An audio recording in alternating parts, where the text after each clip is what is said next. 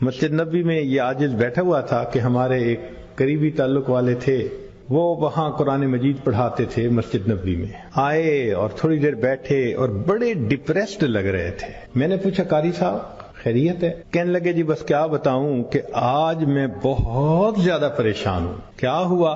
کہنے لگے کہ اللہ تعالیٰ نے مجھے کثیر الاولاد بنایا ہے، 9 بیٹے ہیں، کچھ بیٹیاں بھی ہیں، لیکن میں اکیلا کمانے والا ہوں۔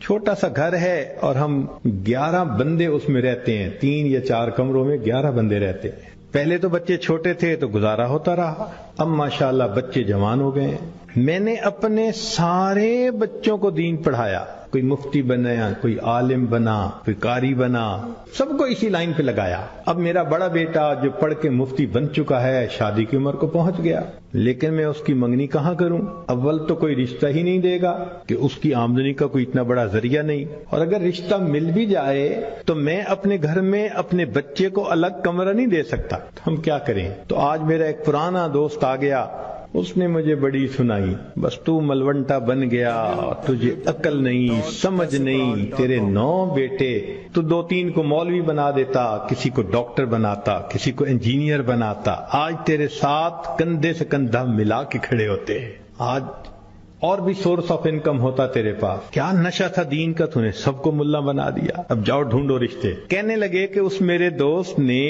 اتنی باتیں کی کہ میں واقعی آج ڈپریس ہو گیا ہوں کہ وسائل ہیں نہیں، بندے اتنے ہیں گھر میں۔ میں نے انہیں کہا کہ آپ فکر نہ کریں، وَهُوَ يَتَوَلَّى الصَّالِحِينَ، اللہ نیکوکاروں کا سرپرست ہے، آپ اللہ کی سرپرستی میں ہیں، فکر کیوں کرتے ہیں؟ چلے آئیں، مواجہ شریف پہ ہم نے حاضری دینی ہے، سلام بھی پڑھیں گے، پھر آپ کے لیے دعا بھی کریں گے۔ ان کی تسلی کے لیے بات کر دی، وہ مطمئن ہو گئے۔ سلام کے بعد جب ہم نے دعا کی، باہر نکلے تو مجھے کہنے لگے جی کل میری بیوی نے ایک گھر رشتہ مانگنے کے لیے جانا ہے، دعا کرو کہ رشتے والے ہاں کر دیں۔ تو بہت اچھا۔ اگلے دن عشاء کی نماز کے بعد ہم بیٹھے تھے تو جناب ہم نے قاری صاحب کو دیکھا، جھومتے ہوئے آ رہے تھے اور ہاتھ میں بھی کچھ پکڑا ہوا تھا، تو مسکرا کے کہنے لگے حضرت جی ہو گیا ہو گیا ہو گیا۔ کیا ہو گیا؟ کہنے لگے جی مٹھائی لایا ہوں، کام ہو گیا کام ہو گیا۔ ہم نے کہا کیسے؟ اب ذرا سٹوری سنیے۔ کہنے لگے کہ ایک پاکستانی انجینئر تھے، نیک انسان تھے، ان کی بیٹی تھی، جوان العمر تھی، مگر انجینئر صاحب کا ایکسیڈنٹ میں انتقال ہو گیا اور بیوہ اپنی بڑی بیٹی کی شادی کرنا چاہتی تھی۔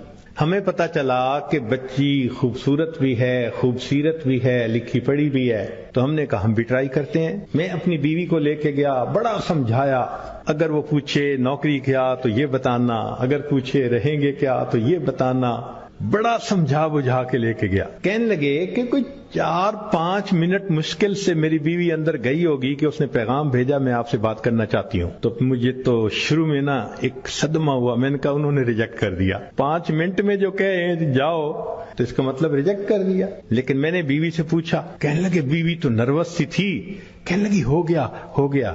میں نے کہا کیا؟ کہنے سب کا ہو گیا سب کا ہو گیا۔ پوچھا بھئی بتاؤ تو صحیح کیا ہوا؟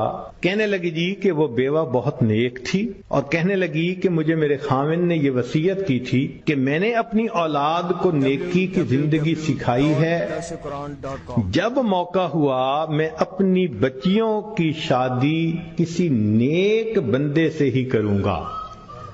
تو چونکہ اس کی وصیت تھی تو اس بیوہ کی نیت یہی تھی کہ میں نے نیک بندے سے بیٹی کا رشتہ کرنا ہے۔ تو بیوی کہنے لگی کہ اس کی بچیاں اتنی خوبصورت تھیں، پھول سے بھی بڑھ کے خوبصورت تھیں، اور بڑی بچی کو دیکھ کے تو مجھے لگا کہ ایسی بھی خوبصورت بچیاں اللہ نے پیدا کی ہیں۔ تو میں نے ہمت کر کے رشتہ بتا دیا 2 منٹ کے اندر۔